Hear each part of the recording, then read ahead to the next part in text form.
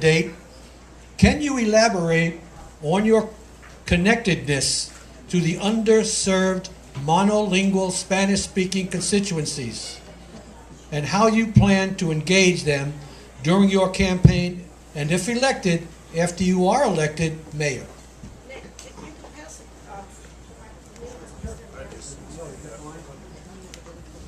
Guess I'm going to do this one first. Yeah.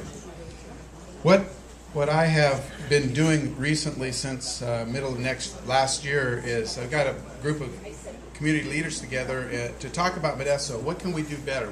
We're a great place to live. We also have a lot of problems here.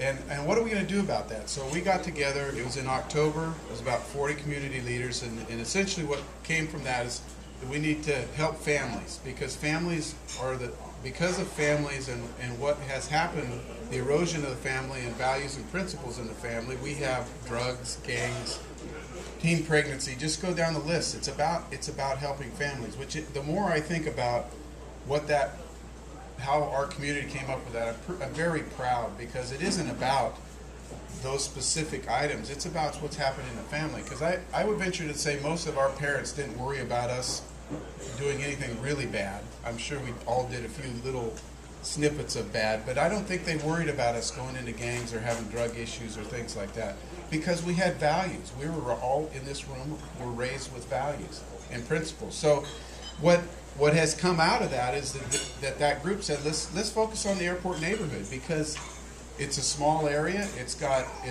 very forgotten. It's got city and county. It's got the river there, which if you haven't been down there, come down there Saturday. We're going to be working on the soccer fields. It really is the most beautiful place in Modesto, down by the river. But anyway, what we're doing is we're collaborating with the neighborhood to help them get what they want. They wanted a soccer field, so we're working on a soccer field. Now, the interesting thing is the mayor is here, and he made me promise him that it wouldn't cost the city any money, because we're broke.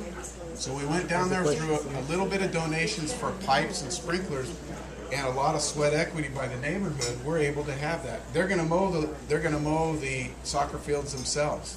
They're going to maintain it. If they don't do it, it'll turn to weeds, and that's the way it'll be, because it's about enabling people to get what they need, as opposed to us coming in and bringing money that first of all we don't have, and second of all it doesn't work.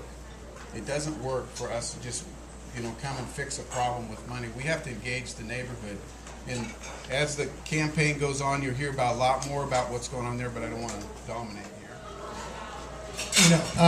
The best way to help people is to give them a job, and really I think that's the focus that this city needs.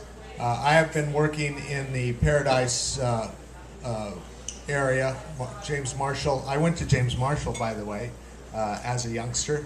I've been working in that area. We've just formed a CDC, a Community Development Corporation, and the main object of that is to generate and bring jobs and training, vocational training, other plans for getting people to work and filling the homes that are in the area with good homes.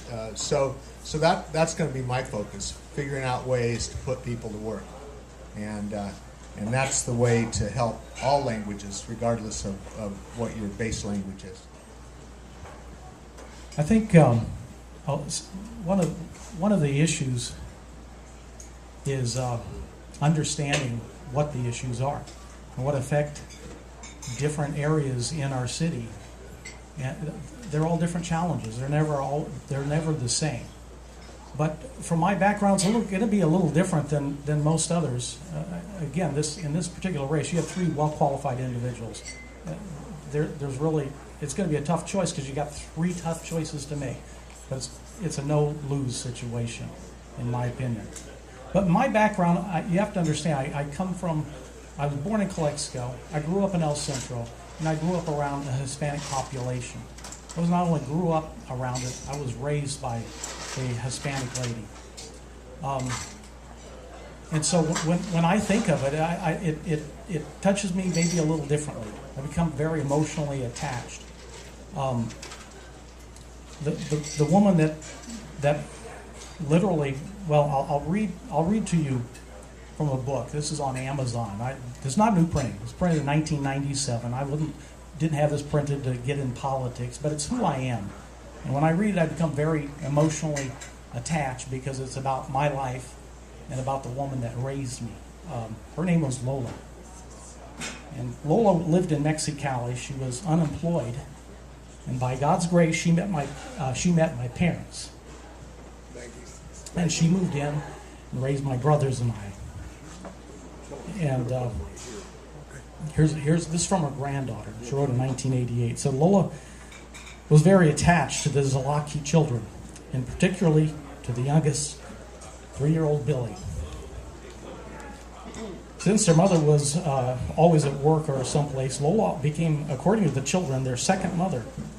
The bond between these two has been so strong that it survives all culture, language, and connection barriers.